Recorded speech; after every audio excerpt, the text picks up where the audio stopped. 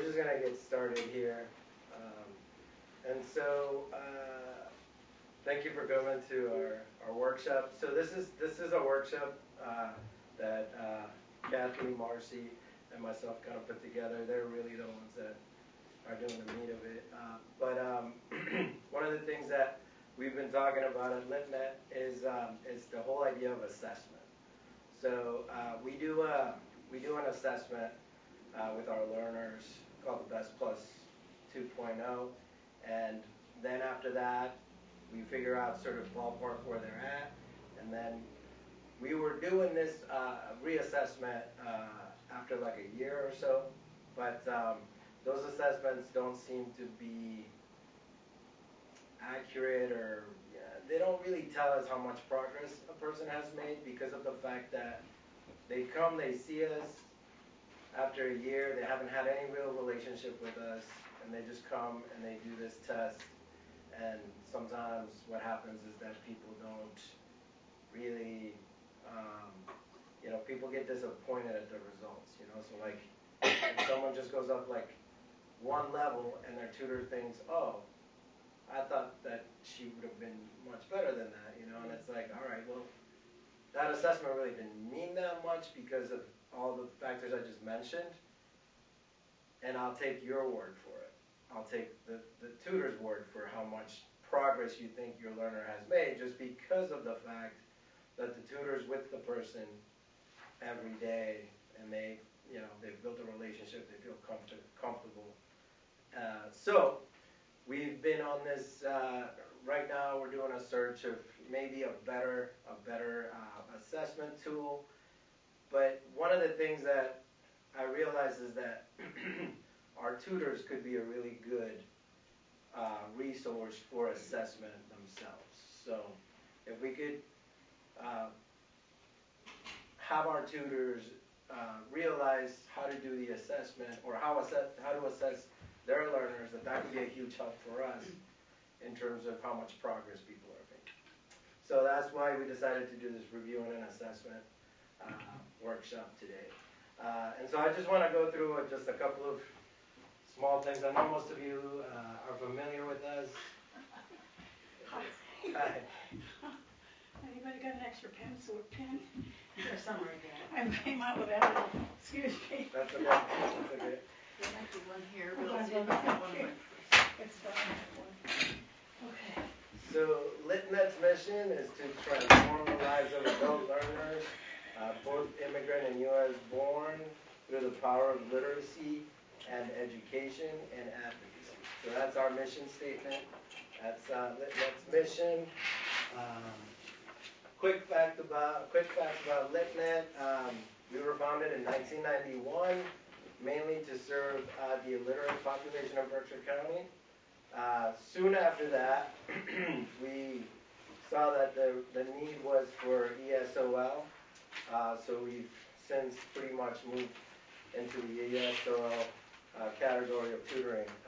That's mainly what we do. We still do citizenship prep for the very, very lucky ones that happen to be going through the process. We also have a scholarship which pays all the fees of filing, like the N400 and all those things that people have to file. And as far as the adult basic education, what we do now is we refer people who are looking to get their GEDs, and then we provide a supplemental tutor in science or math if they need, English, science, or math if they need it. Yeah, so currently 90% of LitNet learners are immigrants learning English.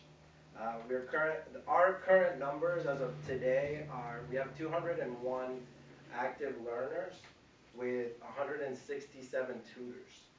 So that's big numbers for us, and that's not counting the classes that we're doing at Crepallo, or Marcy's going to be starting a class on Saturday for intermediate learners. We have a waitlist class right now, so that's not counting all of that. So big numbers.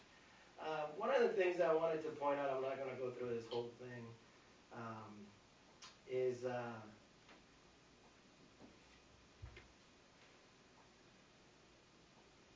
the barriers to adult learning.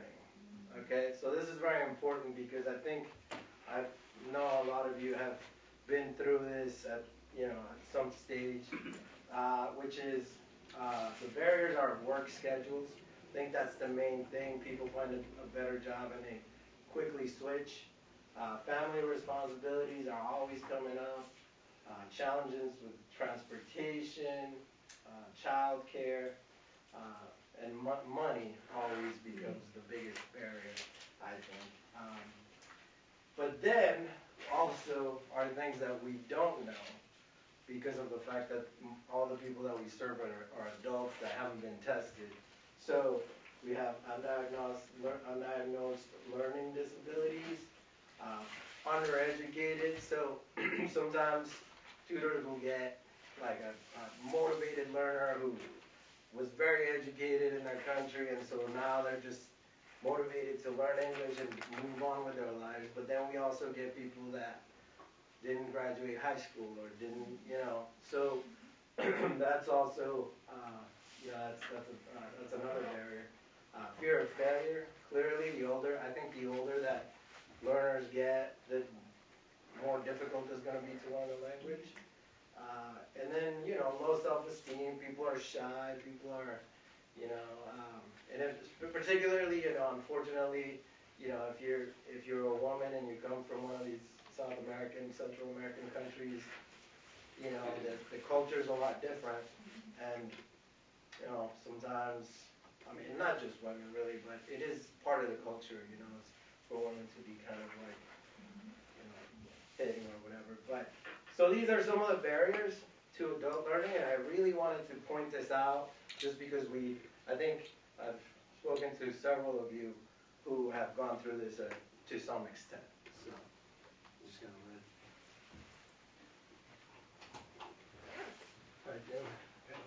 Hello. And so, right now, even though we have 201 learners, we still have 37 people waiting, so our wait list just keeps growing. And so our biggest recruitment tool is word of mouth. I think I did a little bit of research on how most of our learners hear about LitNet, and it's definitely 80% was word of mouth. Like people just telling people. So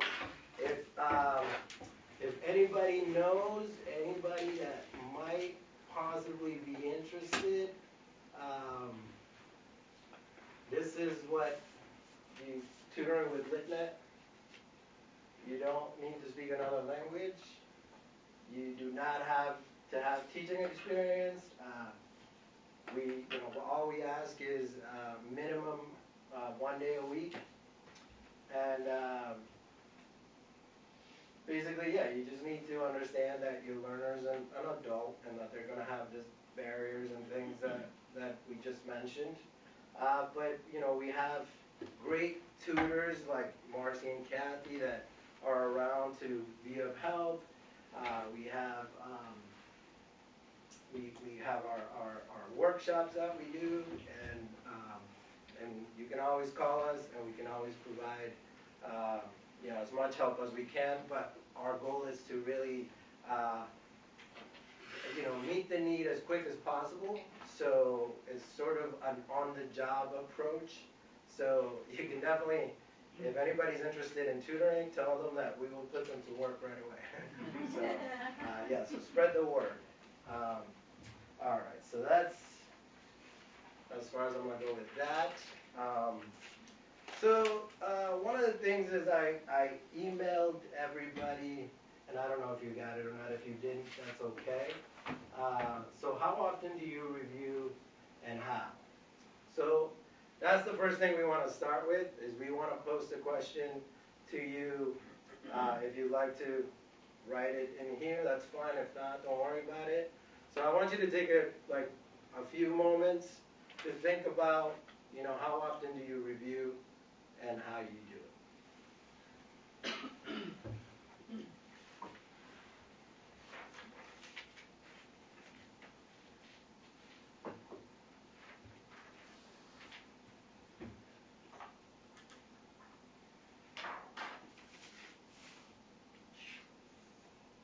this is my first time working with Padlet, so just, you know, if anything didn't work, bear with me. Was this what you sent us? No, yesterday I sent you a video, but Then you sent this. then I sent this just like Oh, I guess I today. Okay, all right. I don't Would think you you're- like I- us to respond, I'm sorry. You can, you don't have to respond in this, you can just Okay. think about it and we'll talk about it. Because it doesn't let me think.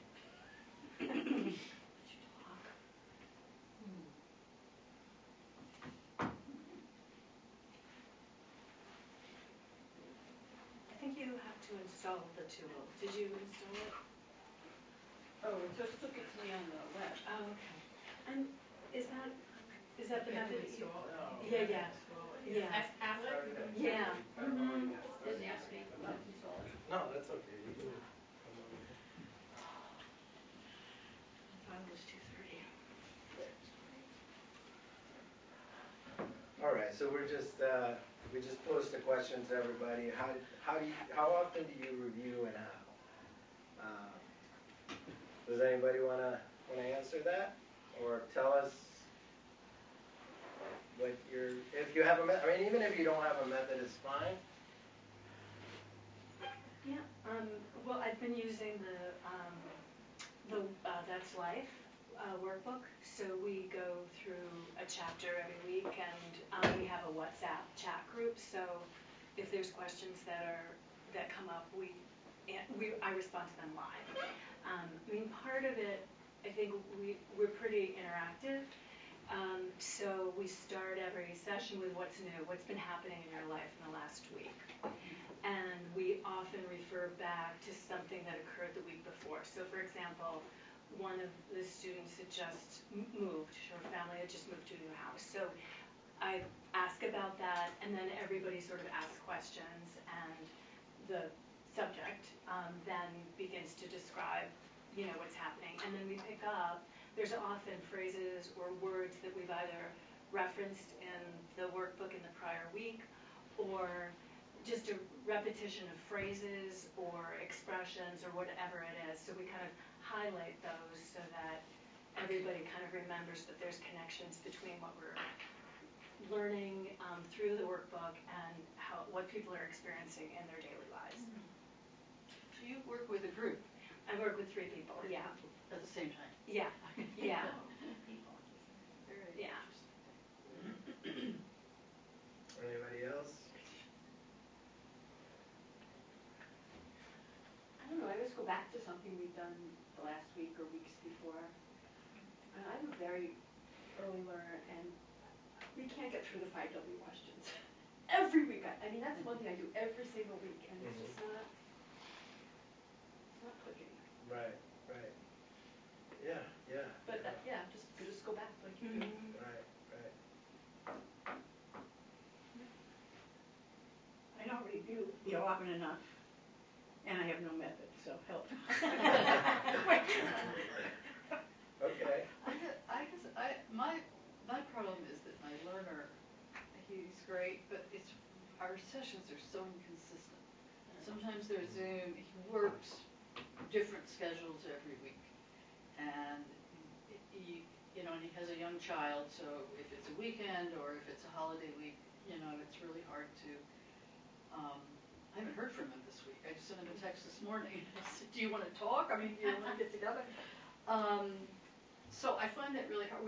We were on a little bit of a roll earlier when I first started working with him, and we would try to repeat some of the things that we thought were fun. Like, there were some videos we went through that were really kind of fun, and we just go through them again. But we also do a lot of how was your week, how many days did you work, and that sort of thing. But very unofficially. I'm not sure I can really make an assessment from that. Right. We just, or anything like that. That's why it would be very interesting to think more about that. Yeah. Really do a Yeah. measurement of some sort, because I think he's doing great, but I'm not sure he's really any better off than he was. Right. He says he is, but. And that's, I don't have anything that's measurable. interesting that you say that, because that's one of the things that I hear from tutors very often is, I don't know if I'm making a difference. You know, I don't know if what I'm doing is really helping this person. And first, yes, what you're doing is definitely helping this person. You know, the more English they're getting, the better. And some people, you know, because of how immigration is now, they work with other Spanish speakers or Portuguese speakers or whatever. They go home and they watch TV in Spanish, so they're really not getting a lot of English throughout the week. So, yes, what you're doing does help, right? But now what we want to do is we want to sort of help you think of it more in like an organized way, so that it doesn't even matter what it is that, even if they mastered 2 words, and you organized that, you went back, they mastered 2 words. That's progress, right? And that's like quantifiable progress, right? And so that's why we wanted to do this and just kind of get that, help you create some things that you can do to accomplish that. All right. Unless anybody else wants to share, I'll move on to the next thing. Well, I will say something. I think it's in response to what you were saying, that, you know, it's really hard to evaluate it. And I think when I first started meeting with this group, I asked them how they learn.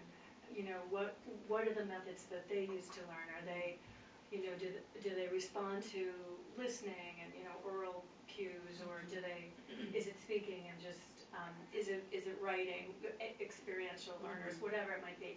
And so, you know, I try to kind of gear a little bit of the lessons around how people learn. And I found that, you know, that because, just as you said, they don't have opportunities to speak English frequently. So they're better at reading, they're better at writing. And so while I try to, you know, reinforce that, we tend to spend more time just speaking, because that's the area where all 3 would agree that that's where they need to really focus. And so that's where, you know, you sort of see the progress in different areas depending on how they learn, you know. Right. So the assessment can't necessarily be linear. It has to be sort of including different modes of learning. Yeah. Sure. Yeah. I also have a very beginner. Like we started, when did we start? Right before Christmas. Hi, my name is, we're like talking ground zero. So each week we review, she knows we're going to go over what color we're wearing. Oh, you're wearing a green sweater, you're wearing purple, blah, blah, blah, blah, blah. No formal assessment, but I can assess that the confidence is getting there. Did you say confidence? Confidence. So not necessarily, you know, a little bit more vocabulary each week. She's very excited because she can say, have a good weekend, you know, that's huge. But I think the assessment in this case is just, you could just see a little bit more confidence in speaking. You show her progress, right? You show her where she Oh, yeah. I always tell her how great she is. in what area, yeah.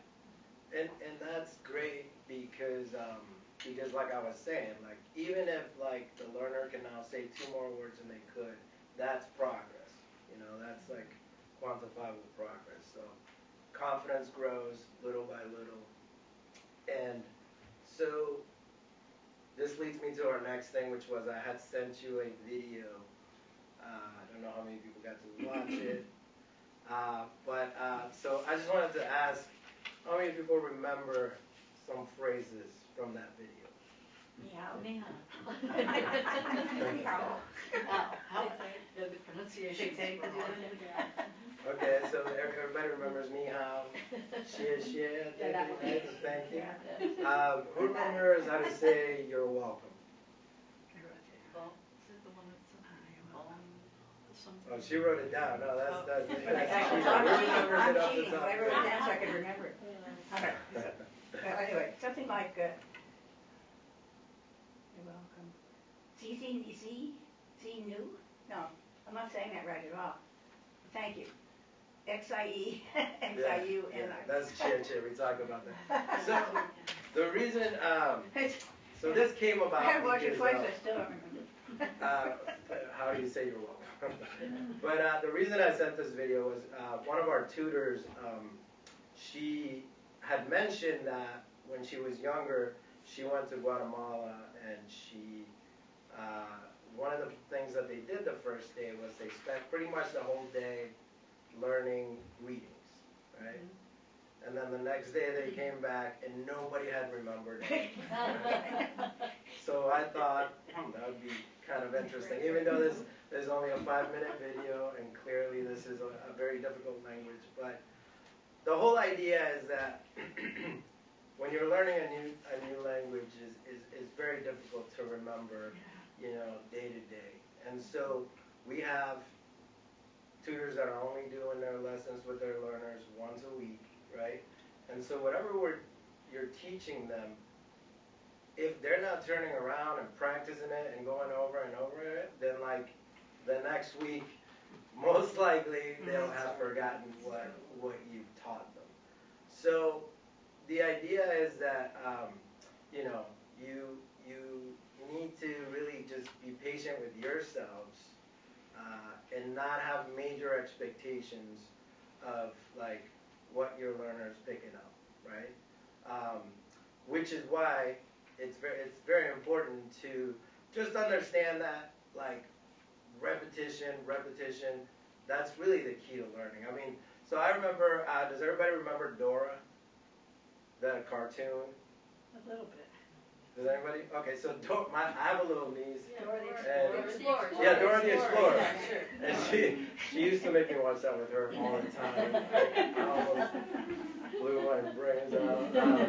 But so the way that they what do they do in these cartoons? It's the same thing every episode. Same things. They teach the same words. They they change around a little bit, but it's the same thing. And I remember, it's funny enough, I remember there was like a Chinese version of it called Ni Hao Kai Lan. But anyways, the method was pretty much the same, where it was like, they just repeat everything they do every single episode. And that's how you eventually start to learn a language, to learn some words. Does anybody do Duolingo? Okay. So in Duolingo, they just keep coming back, right? They keep coming back to the same word over and over again. So one of the things is, I don't yes, like sometimes maybe repetition can get boring, but that's really what people need. So it's like, don't be afraid to, like let it get boring sometimes. Up until you know that your learner has learned that word or the what, when, where, why, and how. Or even if they've learned when and why, keep hammering it with them. So that's kind of why I wanted to do that, just to give you an understanding that you guys watched this video yesterday. It's hard to remember just in one day, so imagine a week from now. So now Marcy is gonna get up and tell us about the KWL sheet. Do I need to stand there for this? You don't have to stand Okay. there. Thank you. Hi, I'm Marcy, and I actually started my career, I'm a teacher, former teacher, and I started my career 45 years ago as a Spanish teacher, so I was teaching Spanish, and I can assure you, I saw kids either 4 or 5 times a week for a 45-minute period, maybe, and they still didn't retain anything, I mean, 4 or 5 times a week when they leave me to go to science class, leave science class to go to English class, they had, and they're busy social lives. In any case, so when I think about the idea of trying to achieve something in an hour a week, it's no surprise that it's so slow and gradual. But I happen to agree with Miguel in that something is absorbed. Something is absorbed, and the repetition of however boring it may be more boring for you than it is for them, because they're still practicing those words. So I thought it might be fun. I'll take those. Thank you. Oh, great. I'll pass it. we're talking about assessment, let's take a few minutes right here. Maybe you know more than you realize you know about how to assess how much your learners know. Maybe you actually know more than you realize. So for a minute, Miguel is handing out a form that shows you, it has 3 columns in it. One is know, K. We're going to shorten it by calling it KWL. K is for the knowing. W is for what a learner wants to know. And for now, I'd like you to ignore the 3rd column. You just want to look at the first, the left, from going left to right, the first 2. If you flip this over for a second, here's an example having nothing to do with language whatsoever, but if you were teaching a lesson on bats, and you asked your students, what do they know already about bats? That's what they know. Then you might ask your students, what would you like to know? Okay, and that gives you an idea of where you need to go and what your basic information, foundational material information you already have, and where you can go from that. So I'd like to turn it back over again. You all went to school. You were all assessed at some point or another. You knew what it felt like. You probably can, if you really stop and think what that felt like, what it achieved for you. So think about it for a minute. Scribble a couple things down, even based on what we've talked about. And I'm sure you all do it your own way. What do you already know about assessing and reviewing, or assessing your learners and how to review with them? What have you heard today? What do you already know? We'll do this really quickly. We're not going to spend a lot of time.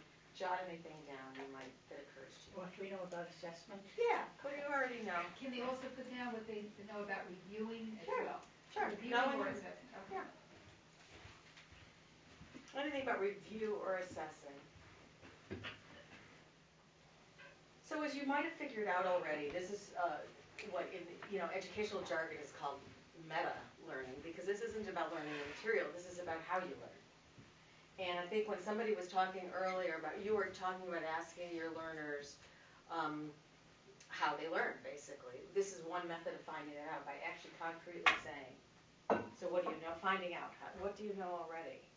When I sit down with it, do you know how to answer the question, hi, my name is yet, or do you know how to? What would you like to know? So you have something to work with. I'd just be curious, just really brief. We won't hear from everybody, but what are some of the things you put down that you know already?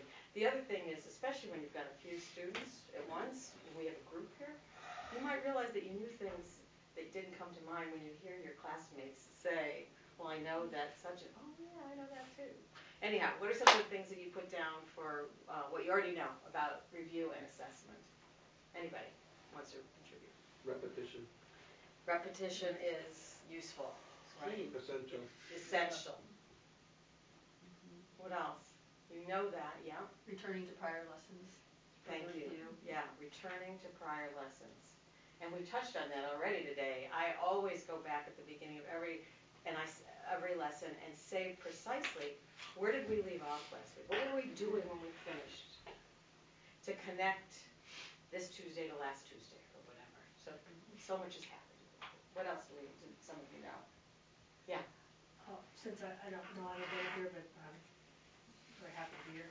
I was a teacher of history, and so I found that my students in history, if they were interested in history, they listened well and paid attention. If they didn't, they were off spaced shot, or listening on their cell phones or something. So I had to learn how to engage the people who were like spacing out, and that's not easy.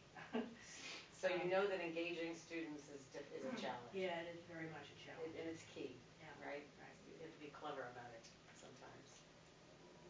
Anybody else want to mention something they already know about reviewing and assessment? And what would you like to know? Some of it's been mentioned already, but I'm curious if you could repeat it again and hear more. What would you like to know? I had it wrong. I was thinking in terms of what they know and what they want to know. Yeah. This is in relation to our tutoring. Yeah. Mm-hmm. Yeah. I have to rethink. That's okay. That's okay. So what my learner really wants to or needs to learn. You want to know what they Yeah. really need to learn. So my first learner said, how do I ask for the coffee I want at McDonald's? That's what, like, one of the key things she wanted to know. And it was. And she asked me, she goes, how, and it was great, but I'm not getting to that now. That's great. So you found out from her what she Yeah. needed to know. Gave you something to work with. Right? Just play on asking. What do you need to know? Yeah, but what do you do if your learner is reticent to tell you what they want? Mm-hmm. To get feedback as you as a tutor. Yeah. I imagine, correct me if I'm wrong, that one of the reasons they're reticent is they don't have the language to express it in the first place. Yes. Okay? You might get very specific and somewhat granular and say what you wish you could have expressed today that you couldn't. Very specific. You don't get down to nuts and bolts. The more simple, the more direct as possible. Okay. I've also had learners who thought I could get fired if I. I had you check up on one of my learners at one point. I was like, are they happy? Because I knew, like, if I said it, are you getting what you need? To reassure you, you're doing your job. Yeah. Yeah, that's sweet. What else do you think, I'm talking about you as people sitting here attending a workshop about review and assessment. You came here because you wanted to know, fill in the blank. You wanted to know. What are we looking for in an assessment? What should you look for when you're assessing? Yeah, that's a key question. Are you looking for fluency with speaking? Are you looking for ability to understand? Finding out. Okay. And Karen, did you want to add something? Oh, I just said also what to look for, but I guess I'm also thinking, using the word measuring, but not in a scientific way necessarily. But how you measure progress and how to document. And actually, through the course of this afternoon, I've thought of a couple of things that he's already learned, that I could now say learned. but basically, how, in terms of assessment though, how do I look at that? How do I measure? So that third column, which we're leaving for later, is actually the chance that later on you'll be able to tell Miguel and Kathy and me, did we address any of these things? What did you learn? Okay, so this is an example of how to ascertain what people know already, want to know, and whether you succeeded or not. What kind of success you had. Not whether you succeeded or not sounds so finite, but whether you're having success or not. And I think now I'm going to turn it over to Kathy, who's going to talk. Yeah, so before you Save get this, started, we'll come back to this later. I just wanted to say one thing about, so like, if you have a learner that is resident or like they don't know how to say what they would like to know, maybe you can get it started. And you can say like, these are the things that we are going to know today, right? And then you could say like, which ones of these do you know? And then after that, and then you could set the example of you set the goals at first, and then they're gonna set the goals, right? So. I sort of started with David where he was at, where he was having the most trouble communicating, and it was work related. So we started with work words, that kind of thing. I don't know. Yeah, perfect. I mean, really think of any lesson you do. Yeah. Whatever it is, that's the goal is to learn that lesson, right? Yeah. That was a good way for you to find out what he wanted to know. Yeah. He wanted to know And what. he didn't know what he needed to know, because he couldn't tell me some of the words he struggled with, because he didn't know them. Right. So, Well, that's what I'm saying. So then you could find out what he does for work, and you yes, could find and then some we started there, vocabulary. and tried to start where he was. Yeah. Okay. All right. Without further ado, Kathy. Hi, my name is Kathy Schwartz, and my background. Okay, I was also a teacher for 48 years and a literacy coach, and I came to this organization 2 years ago. I retired, and I'm very glad to be here. It's a wonderful organization. So today I'm going to be looking at what does the research say about review and assessments, but particularly reviewing. What is the research saying about this?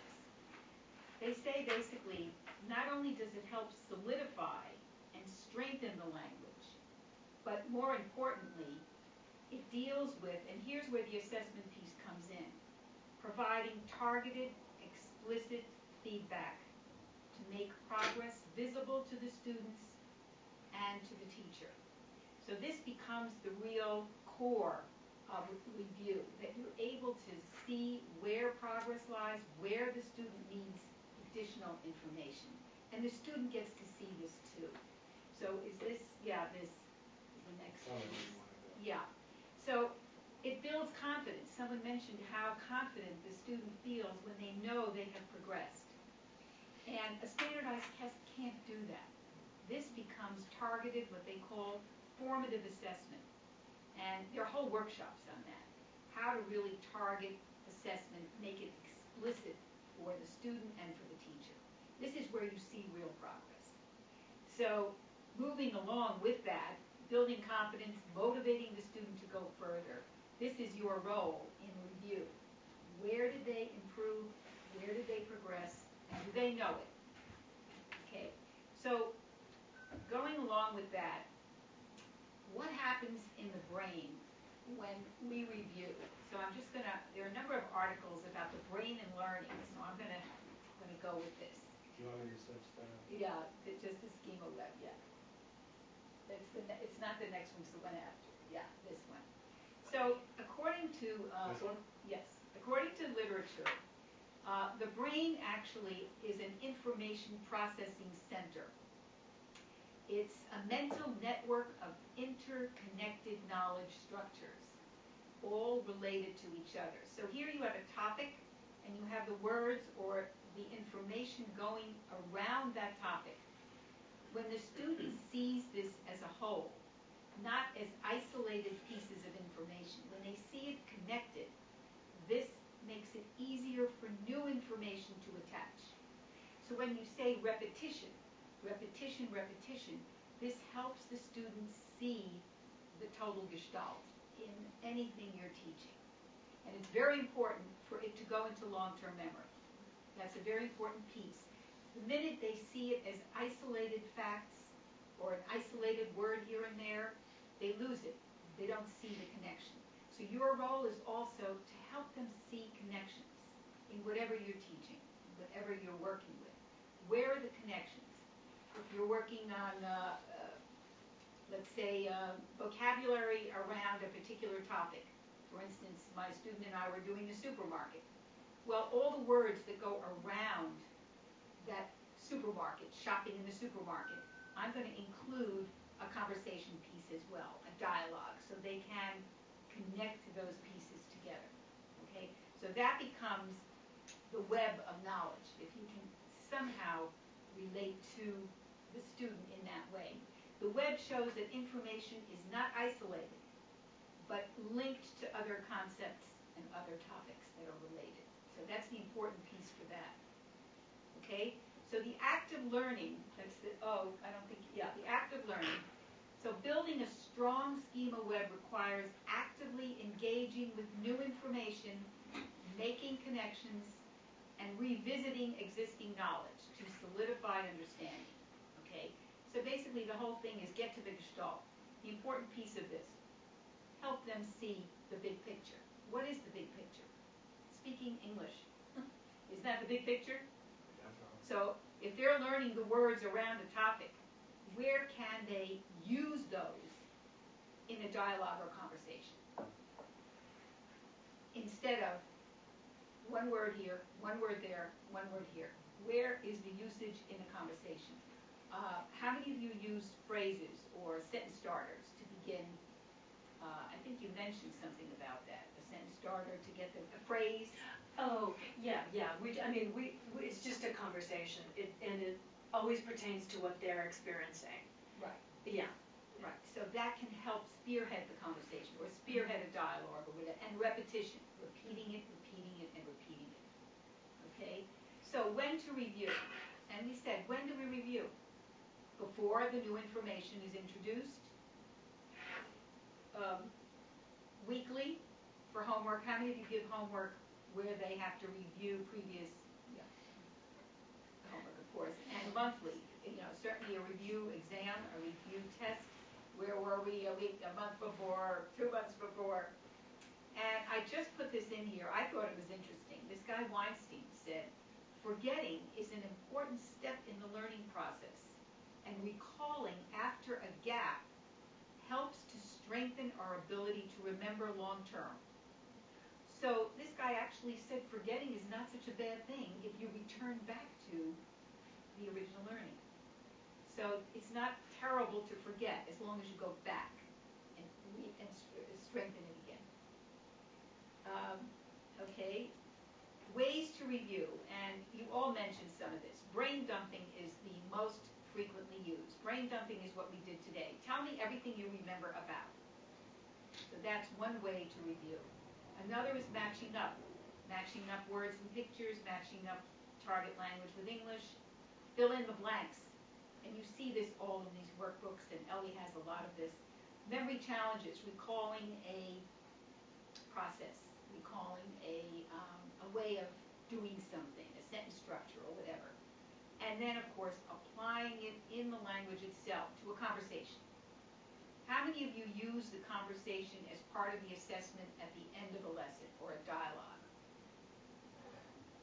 You do that at the end of a lesson? Having them use the Well, it words. helps me to see where he's at, where he's come from, where he's headed, yeah. I know that Ellie does that a lot. They, after a lesson, at the end, they have a dialogue where they use the words in a back and No, I forth don't do it enough, conversation yeah. of some kind. Yeah. And then finally, reviewing may look like this. One-on-one with a student looking over their work, making use of checklists and graphic organizers. Graphic organizers are wonderful for organizing information, for showing the connection between ideas and between words. So graphic organizers are fabulous. If you can, I mean, there are piles of them. The KWL, by the way, is a graphic organizer.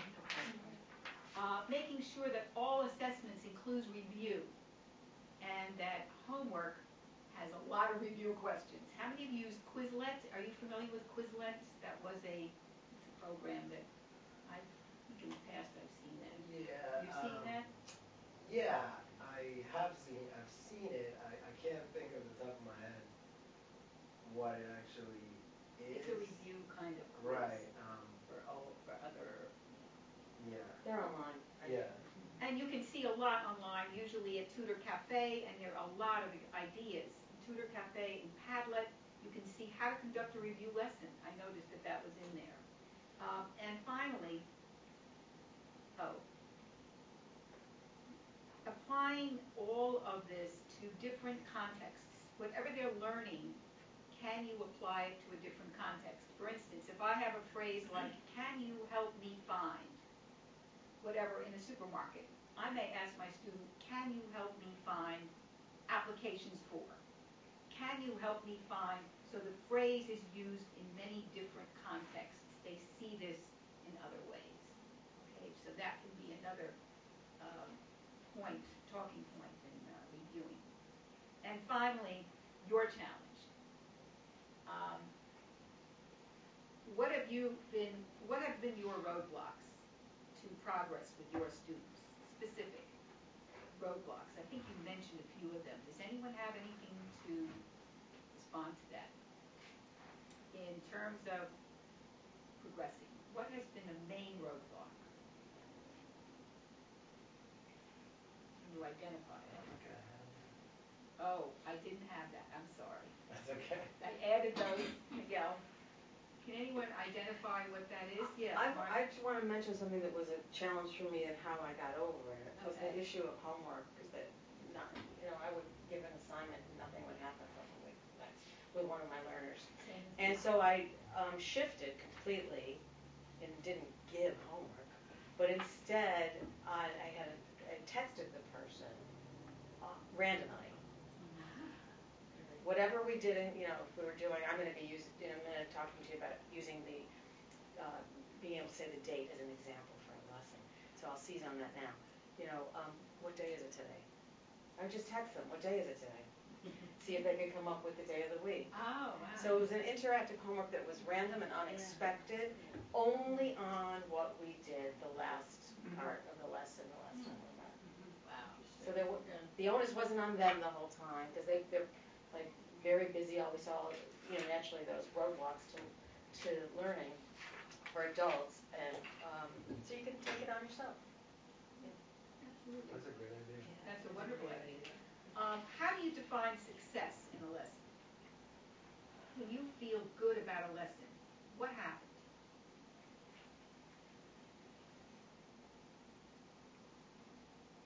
high level of engagement and interaction. Okay. Anything else? Laughter. Yeah, that's a big For one, me, too. it's just Yeah. laughter. Yeah. Laughter, How yes, much we're laughing. yes, okay. I think that laughter is is a sign that there's comprehension. So Yes. that's why it's so rewarding, because it's generally telling you, we got each other, Yes. right? But it's Yes. my facial expression. Absolutely.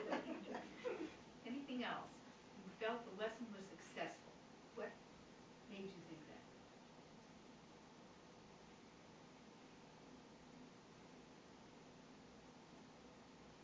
I think if they ask a question, That's great. Asking, they are now interested, they're engaged. You said a high level of engagement, they asked a question, laughter. Anything else?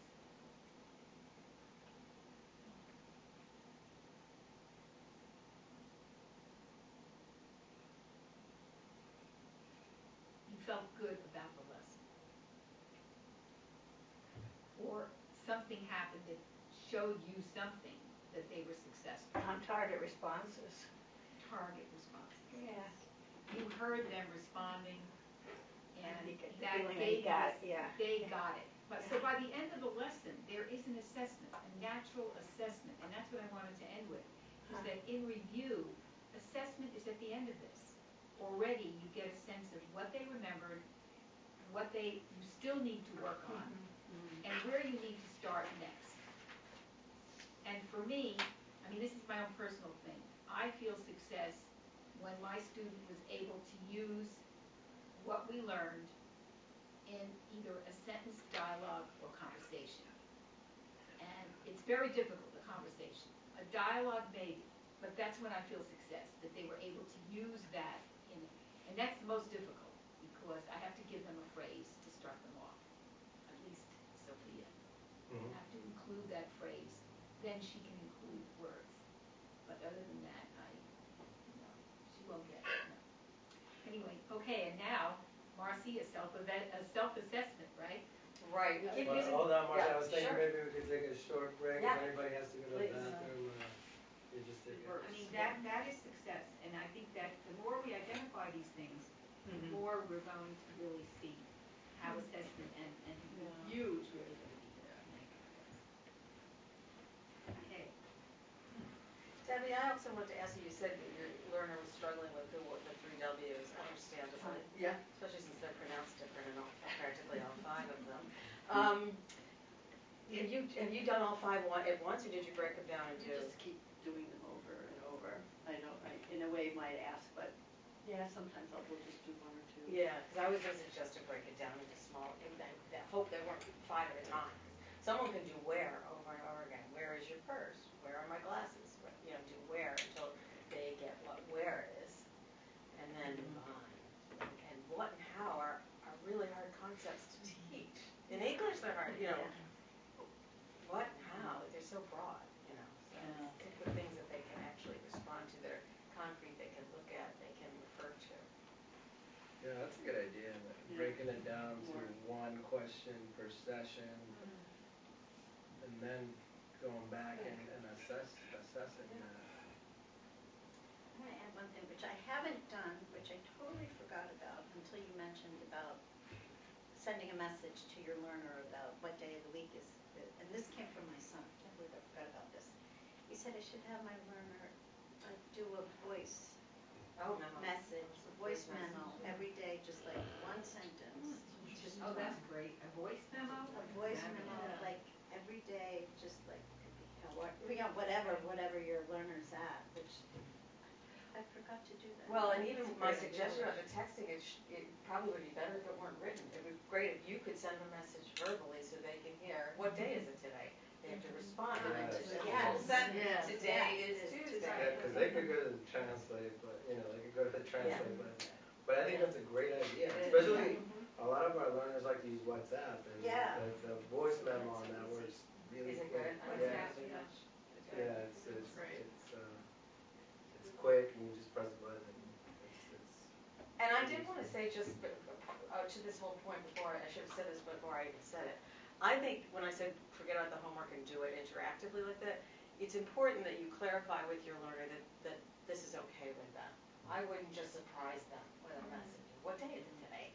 You know, you sort of have to have agreement that this is what, I'm going to contact you during the week with a question or two about this topic. Don't be surprised when you get it. Is that okay if I do that? They likely will say yes, and then at least they've got they won't be shocked by the, oh my God, she's asking me a question sort of thing. She doesn't know what day it is. Yeah.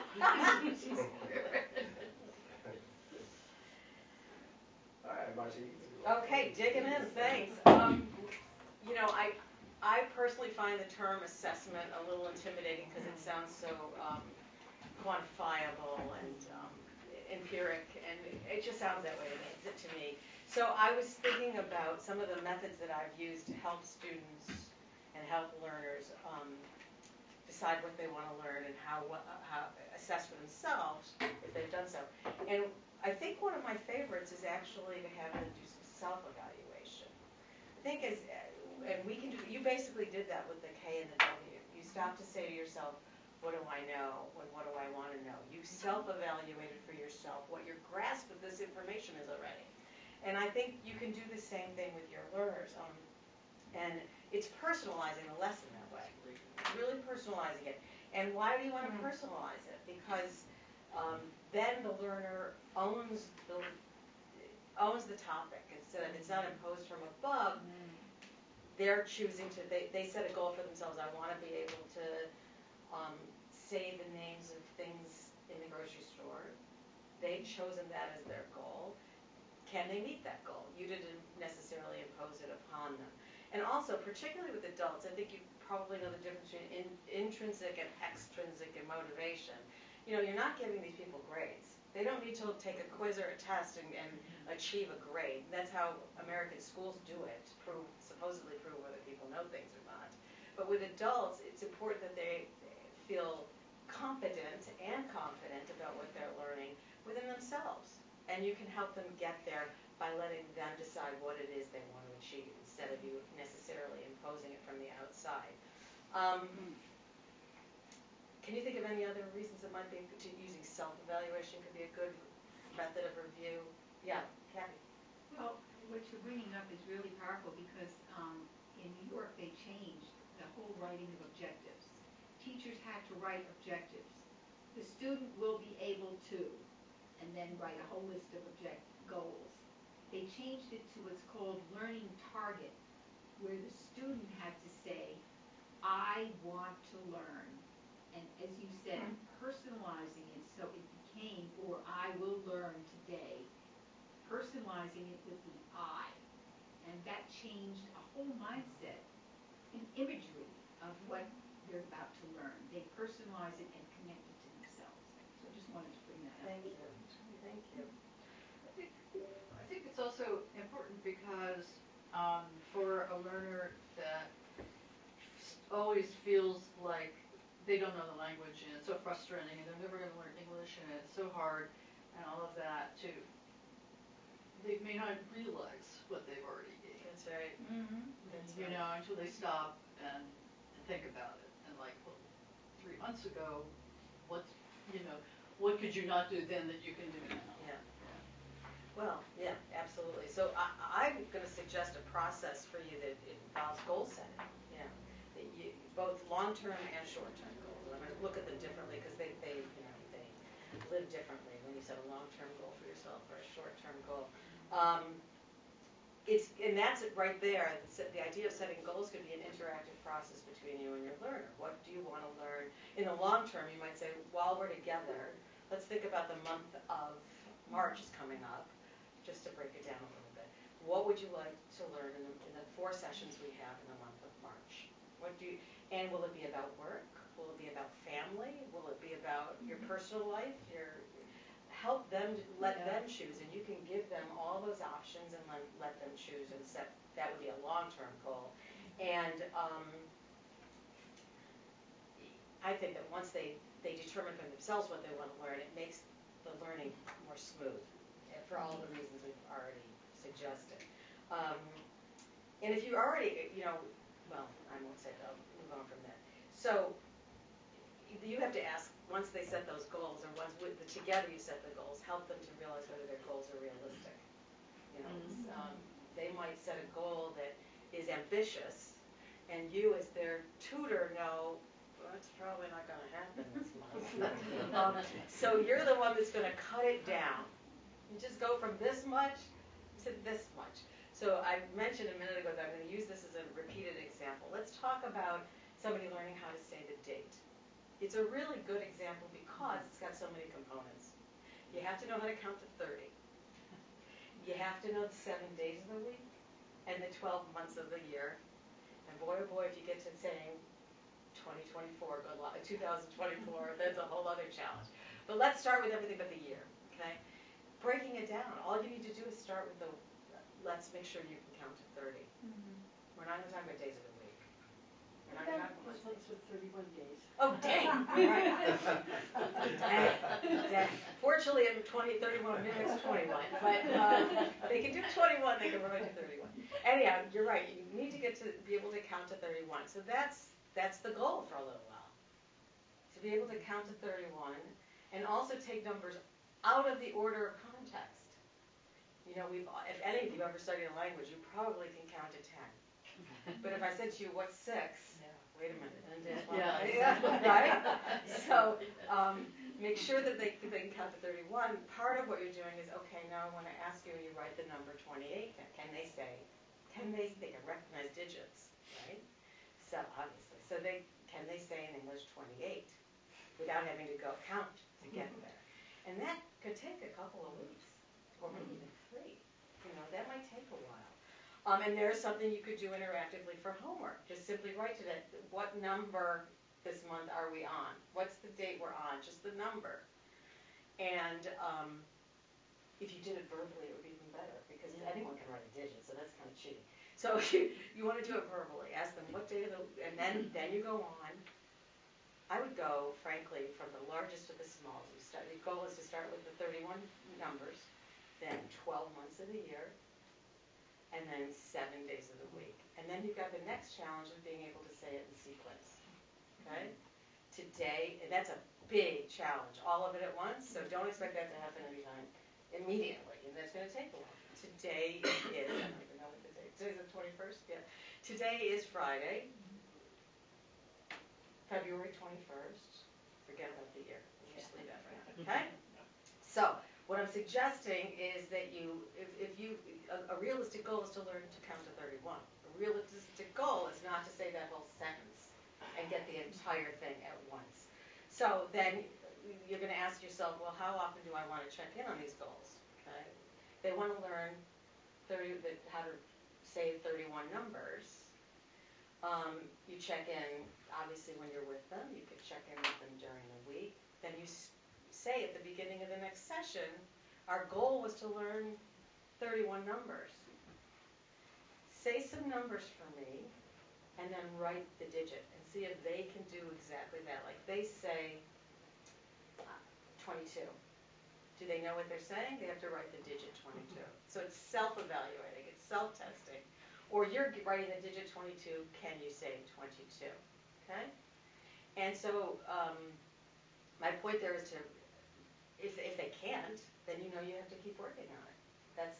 You start the session and they cannot do what you did at the end of the previous session, that tells you we need to keep working on it. And ask them, do you think we need to keep working on it? That's the self-evaluation. Do you want to keep working on it? And they probably will until they get it right. Yes, Kathy? Just have a question. Are they going to see the end goal? In other words, I'm thinking of that schema with. Are they going to see the end goal in the middle and all of these things that you're breaking down, which is wonderful, it's scaffolding, are they going to see the end goal? Well, it's good to be able to remind them. Yeah.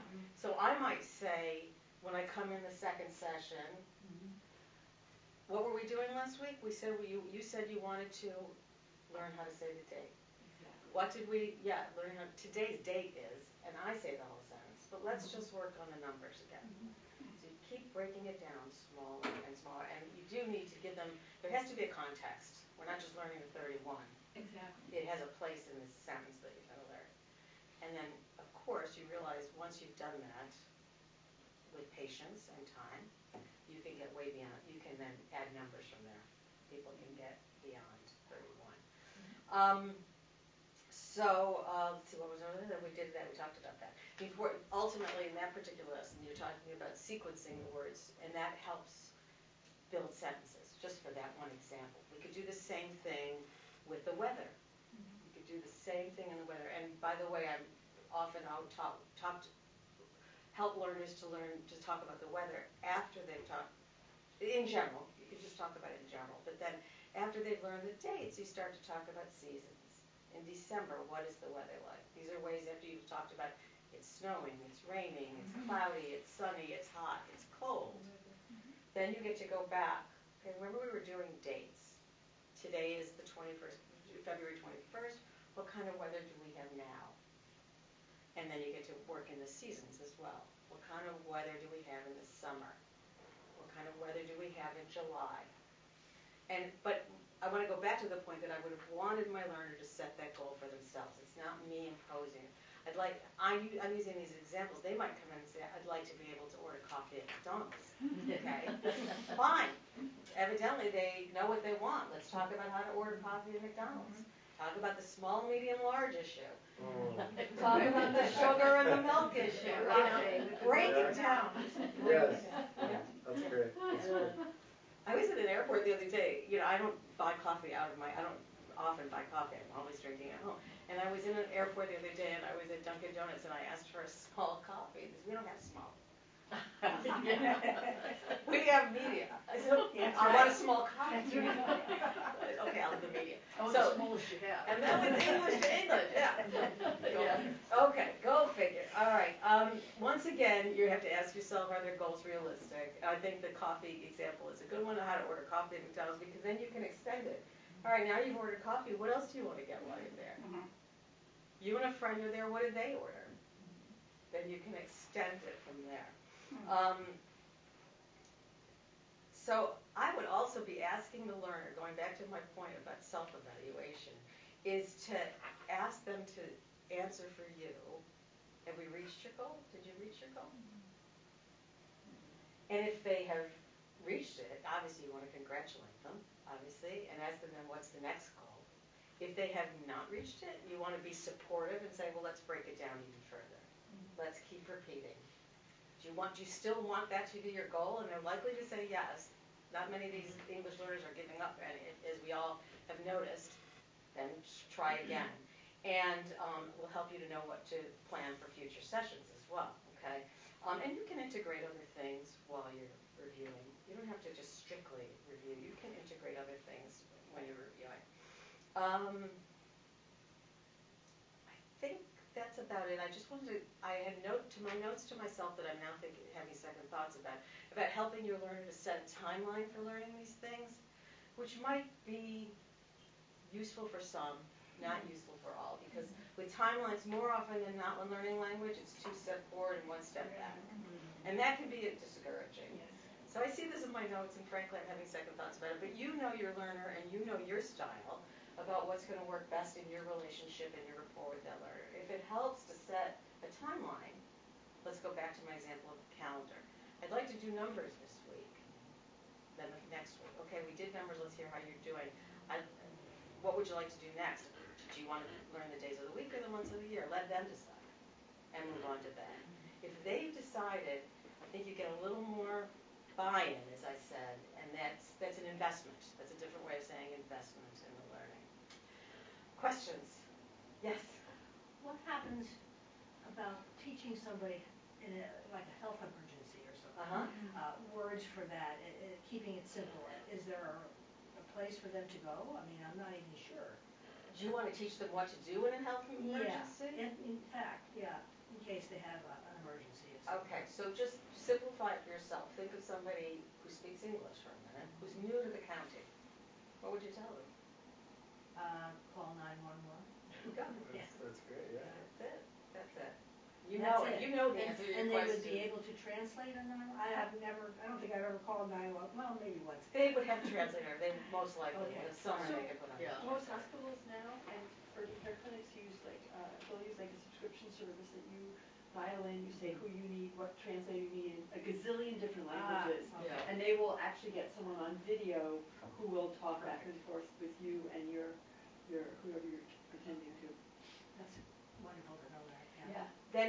and next time you see your learner, say, I hope there wasn't a health emergency, but if there had been, what were you supposed to do? And see if they can, Okay. they retained it, okay? Other questions? I just wanted to say that really is what you just, your whole lesson there was great, because this is the thing that I think that that a lot of tutors have difficulties with, is just the fact that, like, if your learner, if it takes them 2 months, 3 months to learn the numbers to 30, then that's all right. You know what I mean? Like, it's not a problem. The goal is to learn the numbers to 30. And so if that's what you need to keep going back to, then that's what you need to keep going back to. And it's so great that you talked about breaking it down, because, you know, you could do numbers, then you could do days, then you could do months, then you go back and do numbers again. You know, it's like, because, you know, I was just thinking to myself, like, how would have, you know, you could have just like number 4, pull it up, see if they can say it, number 7, you know, like, so many ways to do it. But like breaking it down like that is just, it's just such a great way, because you're not overwhelmed. You know, you sort of have your lesson plans, right? Like, well, today we're going to do the months, we're going to do the day. Like, it's not major, you know, and it's so it's so quantifiable, and it's so easy. And once your learner gets to that number 30, 31, like, they'll have so much confidence and they'll feel so good about it. It seems to me, and I don't know, I'm not an expert, but it seems to me that their learning would speed up a little bit. They're all more confident. And by the way, with numbers, another little trick, just for the subject of numbers, or anything that we know in sequence, months and days of the same month, I could say to somebody, they don't know what number day it is today. Okay, I will fill in, yesterday was 20, tomorrow's 22. What's today? That's how granular you can get. Yesterday was Tuesday, tomorrow's Thursday. What's today? So give them something and they fit their answer in if need be. It's like filling in a blank, essentially, which are much easier than coming up with independently. But that's something you can do every session. Absolutely.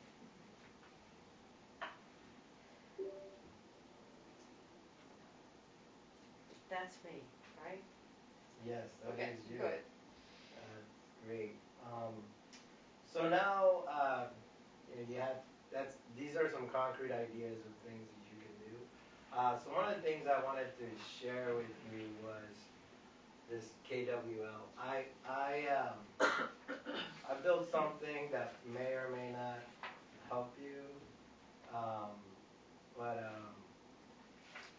so what I did was I created this review form, which, I mean, you can use the KWL for specific, like, your lesson plan that day, and then you can use this sort of as like a longer term, you know, so I did it in a span of 3 lessons, but you can do it as you see fit.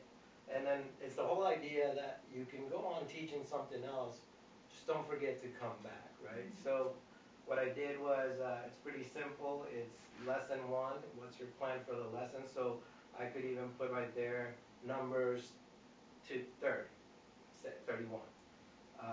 You do the lesson, you put little notes over here, how it went. Then you could go to your second lesson, days of the week, notes from the lesson, lesson 3, months, right? And then I put down here, I have general notes. Then, you go back and you review. You review the numbers, okay? And then right here, you can make a note for yourself of what your learner remembered from the numbers. He remembered 1 through 10, or 6 and 7, I don't know, whatever it is. And, you know, same for whatever else you went back and reviewed. So this just, I think this just sort of helps you keep a little organization and so that you can sort of, you know, have an idea. And when you have your review notes, and you don't have to, you can put notes anywhere, but I think that this is what's going to help you sort of be a little bit more confident in what you're teaching, and have them be a little bit more confident in what they're learning. So that way you know concretely, like, okay, my learner learned 5 numbers, okay? Simple. You don't have to beat yourself up about it. You don't have to think you're not teaching them anything. It's just a simple fact that they learned 5 numbers, and that's okay, you know? So you know, you have to go back and you have to keep hammering the numbers, and that's fine. That's what teaching a language, that's what learning a language takes, you know? So I created this little page for you here. And then we have the KWL chart, and as Kathy was saying, you can find a lot more of these online. A lot of graphic organizers, including, yes, in all different formats to organize them. You guys, this is on the Tutor Cafe? Yeah, so I'm going to post it on the Tutor Cafe, but one of the things we wanted to practice with you today is that everybody make a plan. Think of a plan that you want to do for the next 3 weeks or so, and sort of write it down. Let's practice to see. Give that? Yeah. Oh, yeah. Absolutely. Thank you. You're welcome to G Foods.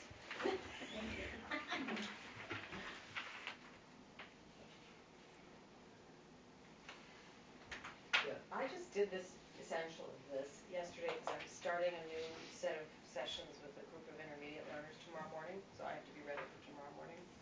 And it's a focused group talking about idioms and slang phrases for a few weeks. Okay? And so I haven't seen them in several weeks. We took a couple of weeks off.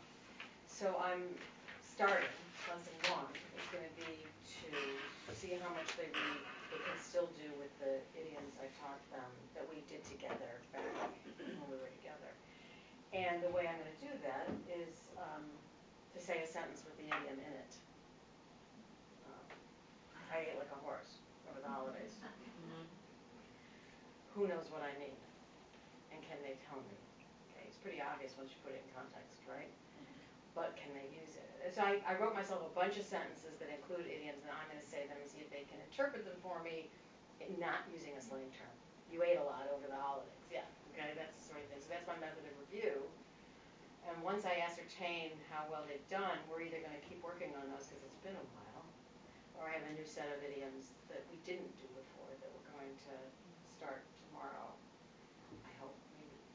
And if not, they'll start it for homework. I have a previous relationship with these folks so they can do that. I know they'll do that.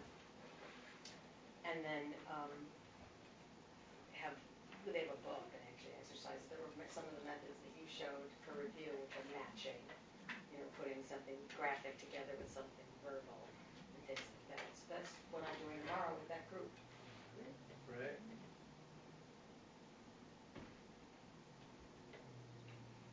All right. Okay. Well, at least everybody has a plan. I made a very simple one. Pronounce the letter S. Pronounce the letter S? Okay. We're working on that. That's Great. hard because he wants to say ES instead of special, right? He says special. Special. So we're really working on it. We're doing it phonetically. We're doing it, how to put your tongue and all that kind of stuff. But it's a strong thing. He wants to say it what he's used to, so it's like breaking a habit. So we work on S. So next lesson we'll do that. And right now he's doing S special. And so the end result hopefully would be that he can say special. Very simple. Great. Yeah, And that's like he's his own very rule. concerned about pronunciation, this guy. Yeah. Yeah. Great. I think he's afraid he's giving himself away, when he pronounces words. Yeah. Heavily. Mine too. Yeah, yeah. Very. Yeah. And there are certain things that are really difficult for him to say. Yes. I'm thinking of them right now, whether it's TH We do or the tongue on the things T. like that. Yeah. J. J is another one. You know why the S is so hard? Because so many English words that start with S and Spanish start with ES. That's right. Spanish, Special, yeah. especial. Special, Yeah. especial, right. So you can see if they can picture it and say, now cross out the E. I said the snake thing, we're going at it.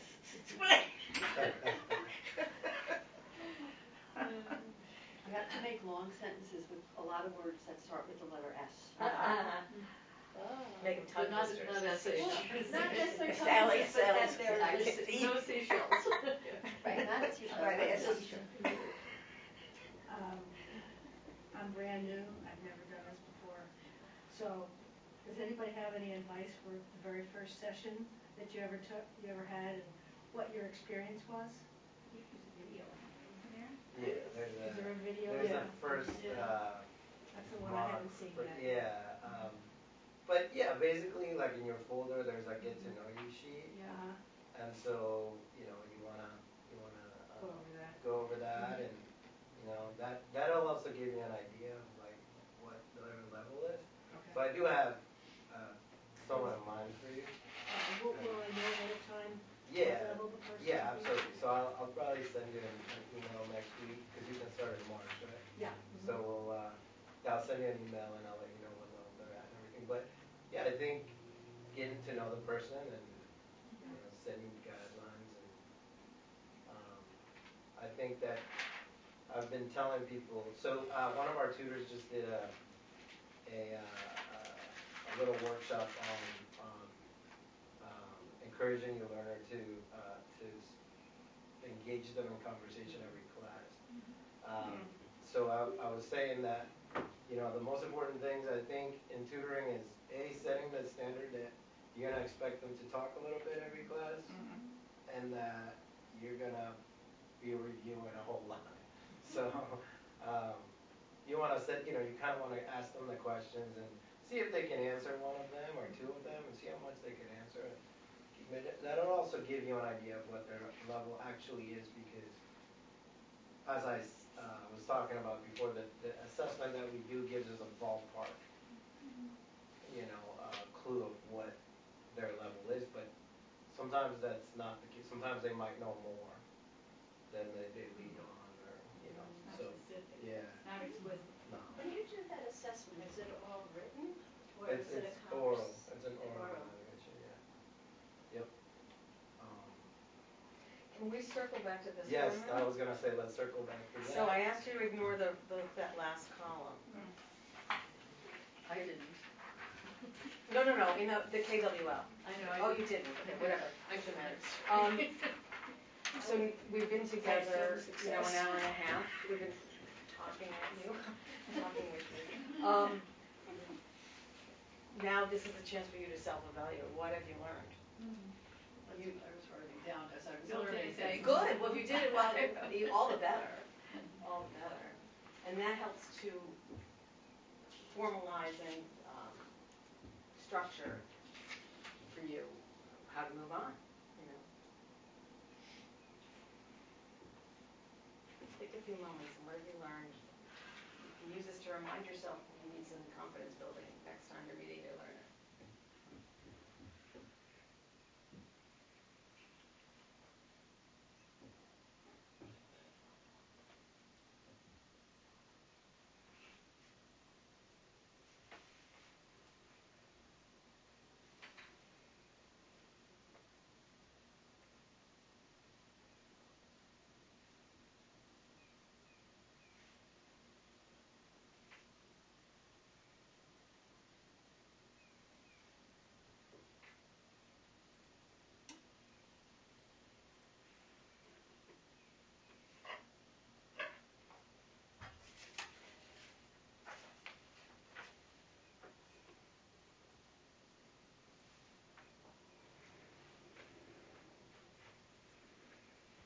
So I'm hoping that that final column serves as a reinforcement, and that's what I'm hoping the takeaway for you is with your own learners, that they can in some way communicate what they've learned, so you can either return to it, well, sooner or later you're going to want to return to it, but that they can congratulate themselves for what they've managed to learn, what have they accomplished, and this would be a way of reinforcing that See, you can count to 31.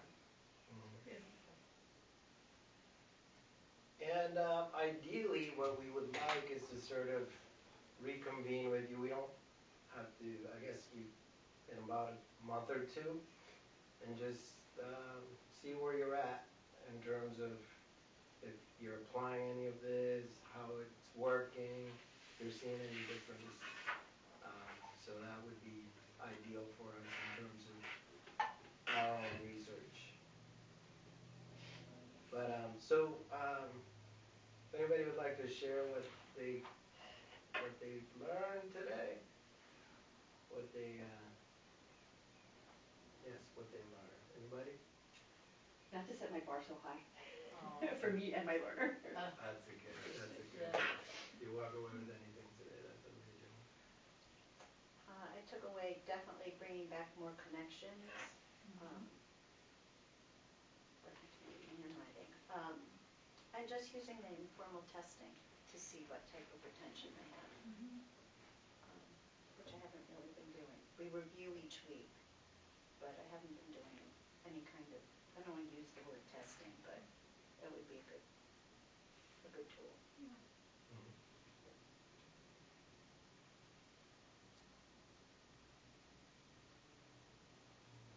All right. Well, I always want to take the opportunity to show some things online that we have. So the first thing I'm going to show is our Tutor Cafe right on our very own website. So as you see this big old yellow button over here, you go there. You all should have login information. If not, let us know. Lee's out till Wednesday, and she's the one that can Trying to get in this reset you if you need to. So it would have to wait until Wednesday. But yeah, so you come to the Tutor Cafe, and you come down here, and there's Tutor Talk, which is just general stuff. But I always post here in the ESOL one. I've posted some stuff recently. One of the things I posted was the workshop that Jean Leblin did on encouraging conversation in every session. So that's in there if you want to check it out. I also found that there's audio for the That's Life series. And if you go here, I've put instructions on how to get to that. Okay, so I've put a link that you go to. It's where you actually buy it. Then you go down, all the way down, and it gives you the audio. It's a little old, but you still can get it, and it could still be very useful. So I've posted that there recently. And we want tutors to also, if you ever find anything that you think is a good resource for people, we want you to just post it right in here. Like, for example, one of our tutors, Lisa Chapman, she found the cognate list, words that are similar in English and Spanish. So there's right here, this one doesn't work down here. I don't know what happened to it. This one does work, that'll give you that, but she also, this color vowel chart that she found. So there's a lot of really good stuff in there that you might want to look through. And then if you ever want to just share something, you just go to new topic, and I'm going to share the KWL PDF from the review and assessment workshop. Okay, so I'll come down here, I'll choose a file, let's see, graphic organizer for the KWL, and sometimes it takes a couple of times, hopefully this will go in. So let's see. Oh, you must have that message.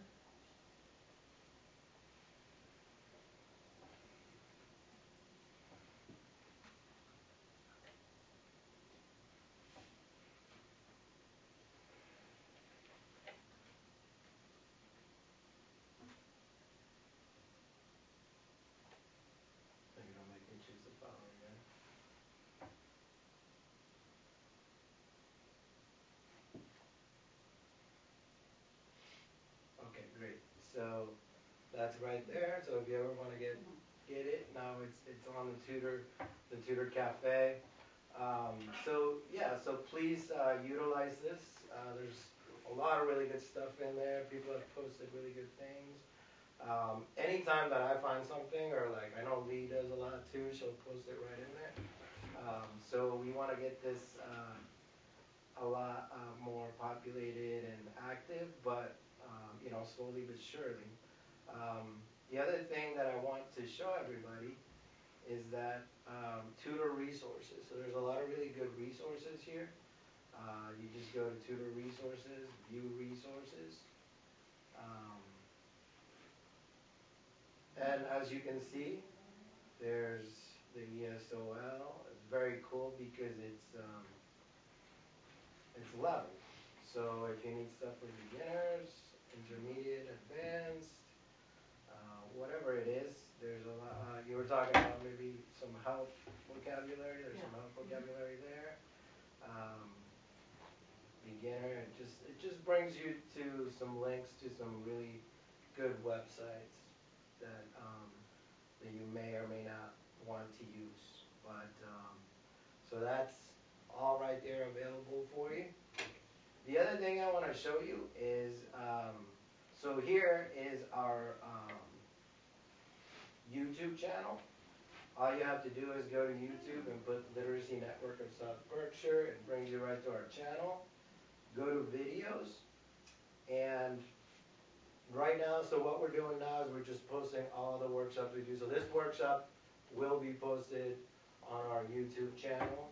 And so you have access to, you know, the one that Jean just did recently, the one we did a few months ago, the Tutor Guide Comes Alive, all the videos that we've done. The other one is, so we have this website called Ellie. Some of you use it. It's a really great resource because it's an ESL library. And so you have access to worksheets, you have access to videos, you have access to all kinds of stuff. You can even make a classroom in there, and whatever you post, you can invite your learner. It's really a great resource. And so, two of our tutors, Mark and David, did a workshop because they've been using it for a couple of years now. So they did a workshop sort of explaining how each of them uses it and what they really like about it. So if you're interested, we have 40 licenses that are available for people. So if you check out that LE workshop and you want to use it, just let us know, and we'll send you login information so that you have access to the LE website. So that is all available to you. I know that someone mentioned pronunciation. So we did a really great workshop a year and a half ago from two speech pathologists, and they did a really great workshop, and it has really great exercises that you can do, particularly with Spanish speakers. So if you like to check that out, and we have a little booklet at the office that you know, it's kind of like a visual booklet on how to use your mouth and all these things. So this is all here. I know you were talking about Quizlet, and I think Daisy, who is she works with us, she showed us how to use a couple of games for tutoring, and I think Quizlet might have been on that. Quizlet was I think it might have been. So it's called Using Games Online. It's not very long, and she just shows you how to use a few games that when she used to tutor, she used to use with her learners. So there's a lot of really good stuff in here. So, you know, feel free to just kind of look through it. And yeah, I'll be posting this new workshop here as soon as we get it back from CTSB. So yeah, some of the resources that I wanted to show everybody. So feel free to use them and check out the Tutor Cafe. There's a lot of really good stuff. Yeah. So, if nobody, does anybody have any comments or any other last minute questions or anything? I did, Miguel. One of the things that we were talking about last week in our session was having our learners have an opportunity to talk with other learners and socialize a little bit more. Just being able to practice and get that confidence, having conversations with other people. We are over at the Pittsfield Public Library, and they have the most awesome staff there, and so we do exercises every week so that they engage with the librarians and resource folks there. But it would be wonderful if they had more social activities. Are there any social activities that they could engage in now or that we could plan? So potlucks or mocktail parties or whatever it might be so that they can meet other learners and practice. Yeah, so here's the, first I'll let you know what we have coming up. So we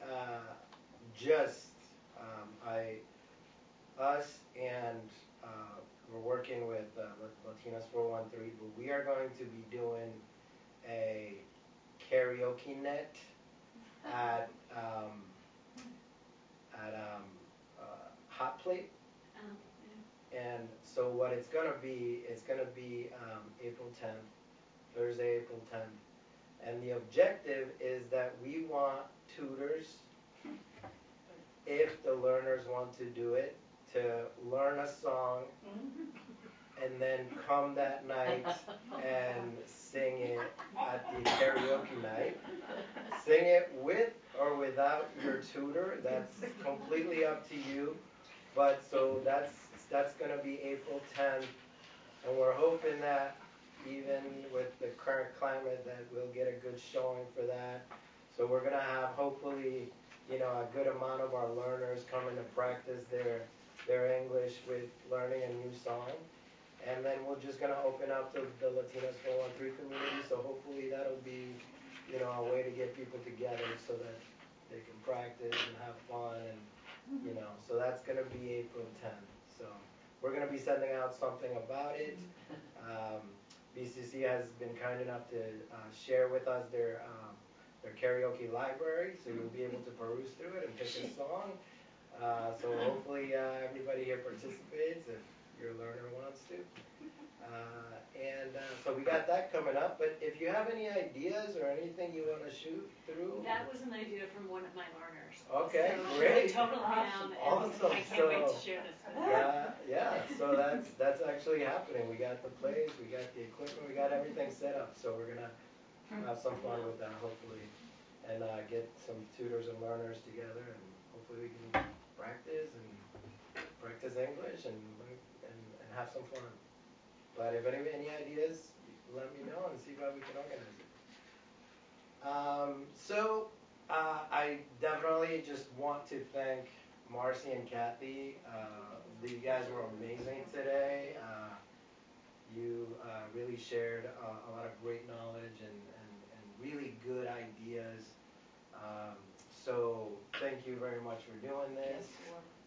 I think this is a great workshop, personally, but thank you everybody for coming. And keep your eye on new stuff in the Tutor Cafe. Check out the YouTube channel, and check out the LE workshop, and let us know if you want to use it. And thank you for coming. Thank you, Marcy. Thank you. Thank all the teachers.